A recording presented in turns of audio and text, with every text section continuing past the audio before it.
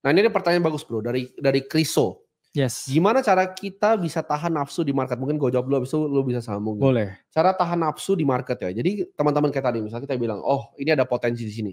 Janganlah all in, apalagi pakai uang mama. Karena ada banyak yang DM-DM kita. Bener. Bang tolong bang saya pakai uang mama, itu kelakuan lu aneh gitu ya. Iya.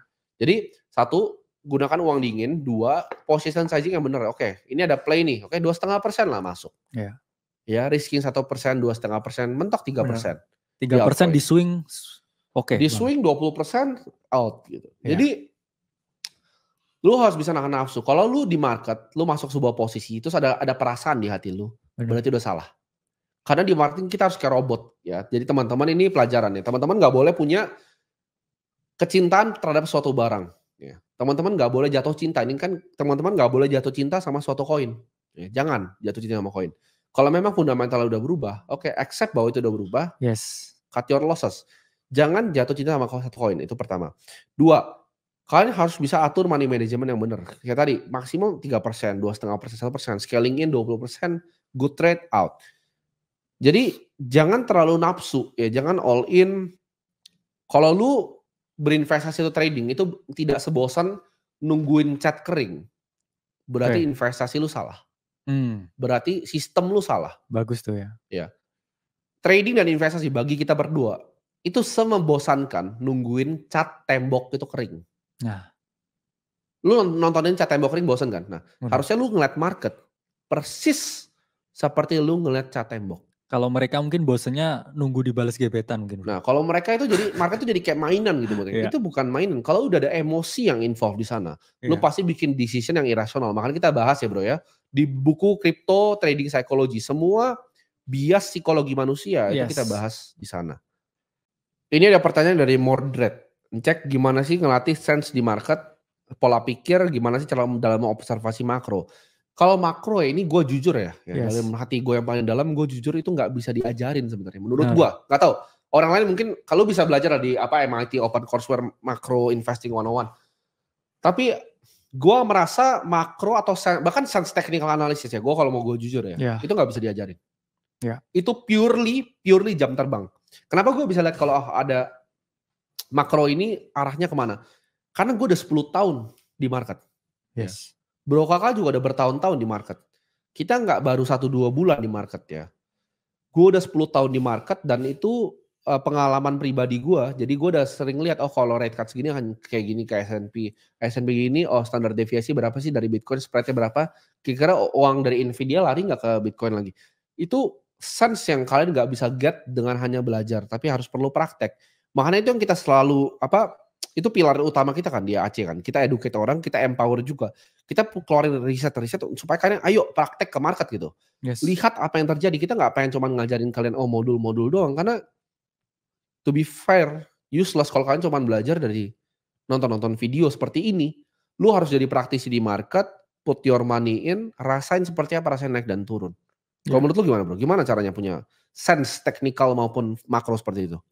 Ya pertama pengalaman bro ya, dan juga banyaknya ya pelajaran. Karena memang jujur kalau secara makro ya, saya banyak tanya ya ke Bro Timothy, karena yang saya dalami lebih ke mikro ya bro. Data, fakta, dan angka ya di dalam, chart, kemudian on-chain, ya, derivatif data, dan juga sedikit, ya enggak sedikit ya, tapi banyak narasi yang ada di kripto. Tapi actually ya, microeconomic wise, ya, saya pun masih banyak belajar ya ke Bro Timothy.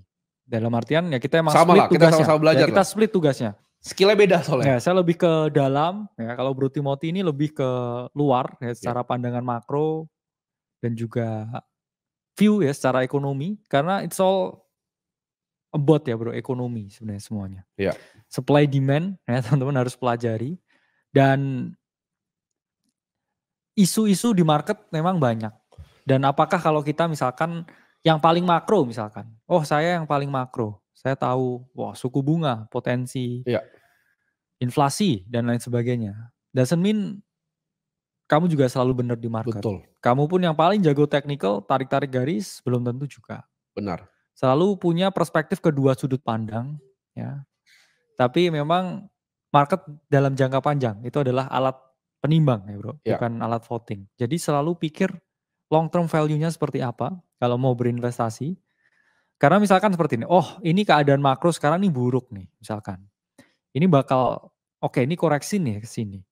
Terus tiba-tiba kamu lepas semua exposure-mu di market dan kamu go all in cash dan ternyata jadi justru kebalikannya, market ripping up dari sini. Iya, betul. Kamu juga nangis juga. Benar. Jadi gunakan technical ya, fundamental, makro, mikro itu untuk membatasi potensi risiko. Betul. Karena banyak orang yang melihatnya ini dari perspektif reward-nya. Karena kalau kita lihat ya dari perspektif misalkan Benjamin Graham, itu dia selalu melihat itu sebagai risikonya dulu ya. Saya kira-kira bisa kehilangan berapa ya, bukan managing reward. Jadi dia always managing risk. Dan Buffett juga ya selalu punya zero collar strategi ya, yang mana dia nggak mau rugi. Ya kalau kamu nggak mau rugi ya beli di aset yang selalu menang. Yes. Ya. Kalau mau trade altcoin ya kamu tahu dari awal memang risknya sangat tinggi, tapi rewardnya juga sangat tinggi. Kamu siap nggak dengan risk misalkan kehilangan setengah dari nilai aset tersebut? Betul. Kalau dari situ nggak siap, ya berarti ya mungkin cuma beli Bitcoin. Tapi kalau di situ siap, ya karena memang banyak yang belum atau merasakan ya cycle di 2021. Altcoin itu naiknya luar biasa ya. Yes. Kalau kita lihat di sini ya 2020 ke 2021 ya ripping like crazy ya total 3.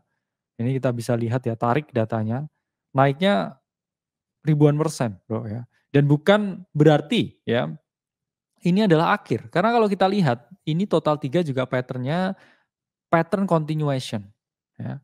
Sama juga ya dengan di sini. Ini juga ada penurunan ya, bahkan ketika 2021.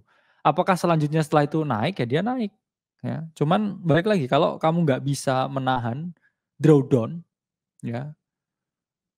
Itu saya sering jelasin ya, kalau mencoba menangkap 2 kelinci bersamaan nggak dapat apapun. Ya. Kalau kamu oke, saya mau jadi trader, tapi bisa disiplin nggak dengan cut loss-nya? Bisa disiplin nggak dengan take profit 20-30%-nya?